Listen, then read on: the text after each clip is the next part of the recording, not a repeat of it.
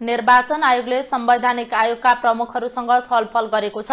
आगामी फागुन 21 गते हुने प्रतिनिधि सभा निर्वाचन सफल बनाउन आयोगले आइतबार संवैधानिक आयोगहरूसँग छलफल गरेको हो। निर्वाचन आयोगले निर्वाचनलाई सफल बनाउन संवैधानिक आयोगहरूको सक्रिय सहयोगको आवश्यकता महसुस गरेर छलफलमा बोलाएको आदिवासी जनजाति आयोगका अध्यक्ष रामबहादुर थापा मगरले जानकारी दिनुभयो। समानुपातिक समावेशिताको सन्दर्भमा आदिवासी जनजाति दलित लगायतका समुदाय पहिचान गर्न आयोगलाई अन्य हुने गरेकाले त्यसमा सहयोग गर्न आयोगले आग्रह गरेको थियो।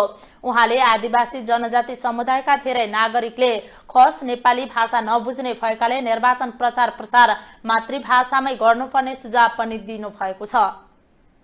सन्दर्भमा त्यो चाहिँ विभिन्न जातिहरू आदिवासी जनजाति दलित हो कि होइन भन्ने पनि हामीलाई चाहिँ कहिलेकाहीँ अप्ठ्यारो पर्छ। त्यसको लागि चाहिँ आयोगहरूले सहयोग गरिदिनु पर्यो भन्ने एउटा थियो र यो सन्दर्भमा चाहिँ हामीले अब अर्को कुरा पनि उहाँले राख्नुभएको छ कि समानुपातिक समावेशिता गर्दाखेरि वैवाहिक आधारलाई गर्ने कि जन्मसिद्ध आधारलाई गर्ने भन्ने विषय थियो।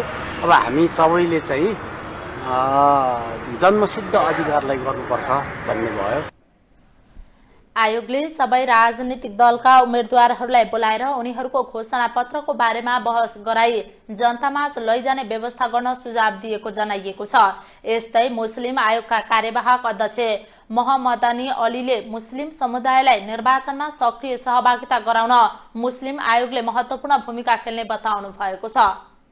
निकै महत्त्वपूर्ण चाहिँ विषयवस्तु भएको कारणले हामी मुस्लिम समुदायलाई मुस्लिम आयोगले पनि चाहिँ यसलाई चाहिँ निर्वाचन चाहिँ सहज रूपबाट र एकदमै सरल र सजिलो किसिमले सम्पन्न गर्नको लागि चाहिँ मुस्लिम आयोगले पनि आफ्नो चाहिँ ठाउँबाट महत्त्वपूर्ण भूमिका खेल्नेछ।